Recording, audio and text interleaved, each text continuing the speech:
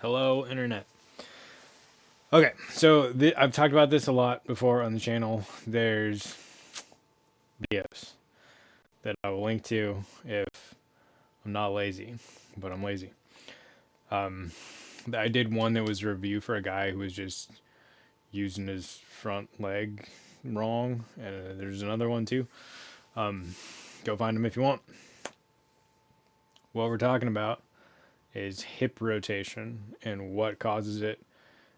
And let's be honest, you're probably throwing like that, where the rotation comes from driving off of your rear leg. That is what is intuitive to humans. What is not intuitive to humans is planting the front leg, keeping that leg linear, firing that hip, and that causing the rotation. That's what we want because that scales with run up speed because you're using the ground force from the front leg to cause the rotation. If you throw like this, you're using ground force off of the rear leg to throw rotation, and it's totally fine to throw that way. There are some people who throw that way very effectively. It's weirdly it requires a lot of upper body dominance, even though a ton of the force is coming from your rear leg. What happens when you do that is this side of your body is active, and what you really need is this side of your body to be active. So the people who throw well off of their back leg are very strong and have a very active arm. The rest of us, people built like myself, when you throw off of that, that goes and this doesn't go, and this is a problem. So the way that I throw, the way that I teach people how to throw, is way more front side dominant. So by getting onto this and having those muscles start to firm up, this can firm up a lot better, and you get better sequencing and timing in a way that is easier for my body type. So maybe not the best way to throw for young athletic kids, usually who are male, but you know, it's not the only way to throw. That's why I coach a different way. What do I need? I need props. If only there was a room full of props. So what we're trying to establish is this leg staying in plane. So my toe is pointed that way along with the piece of tag board. My knee is pointed that way and my hip is pointed that way. Everything, this is fine. My leg is happy. It likes doing this pistoning move here. Once I do this, my leg is not happy anymore, and my knee tendons are going to explode if I do too athletic of a movement here, or if I do this motion too much. So I don't want rotation off of my back hip to cause a misalignment between my hip, my knee, and my toe. So I don't want this force making my hip spin forward to come from the back leg. I want it to come from the front leg being a post and this hip continuing forward when this one is stopped and or cleared, depending on if we're moving or not. So when we're not moving, this hip just stays here, this hip falling down, and my pelvis folding towards my femur, pelvis folding towards femur, causes the hip rotation. That is very different than my hips twisting. We don't want twisting. So another way to think about this, a gentleman who's been doing this much longer than me, Mike Malaska, he's a ball golf coach, hence my ball golf stick. He coaches the same thing. Okay, twisting your hips doesn't work. This is not Tiger Woods mode. what he cues is, okay, we're going to create our backswing by moving this hip towards the back wall. So I'm just going to move that hip back. Boom. That looks like a backswing.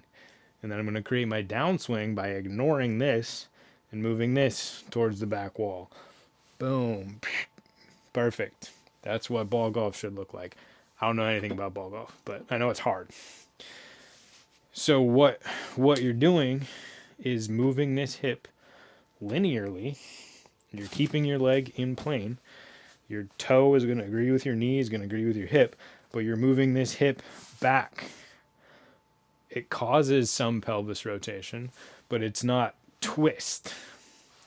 It's pistoning the rear hip back and then pistoning the front hip back. So it like things move a little bit, but I'm not twisting. That difference is very hard to pick up on if you are not aware of the physiology and how that all works. So what I would suggest is just get here, pretend you have your ball golf stick, and just move that hip back. And make sure your leg is still reasonably in line. There's your backswing. Then move this hip back. Boom. Everyone who's good at coaching disc golf has a version of this. Josh from Overthrow has the hula drill where he has you pop in your hips. This is the same exact idea.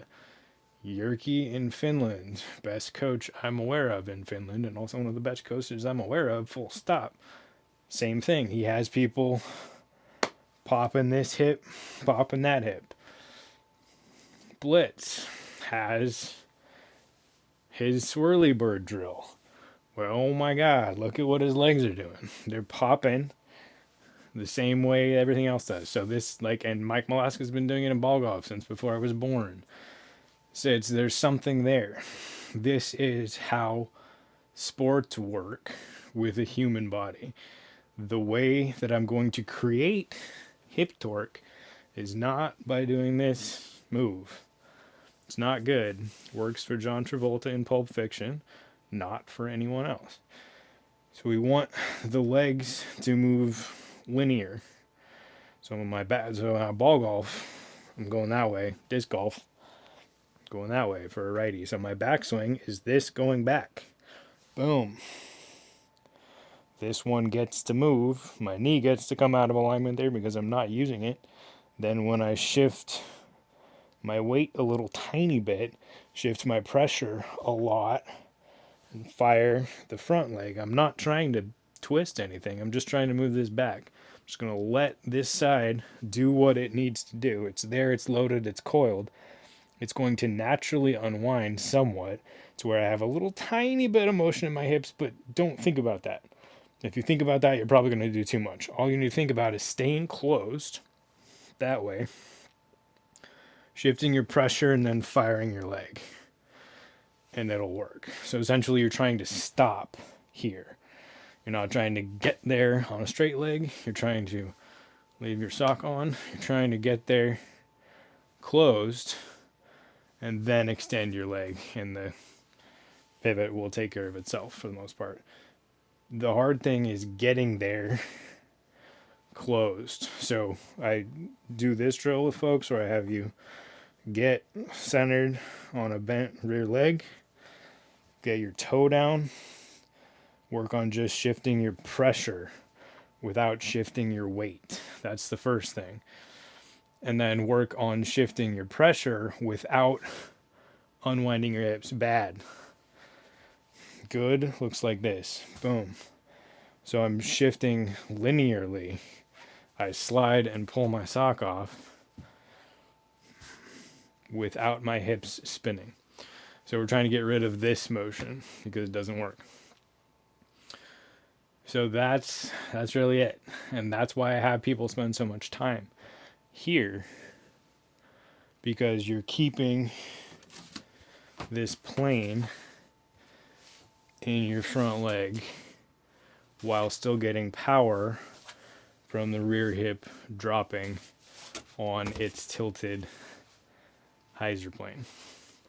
So you're isolating the pelvis rotation so that it happens above the front leg and does not include the front leg. So this is fine. Pelvis is rotating. This is bad, where my leg is rotating also. Yeah, that's it. Hopefully that's a little more clear. Good luck, internet.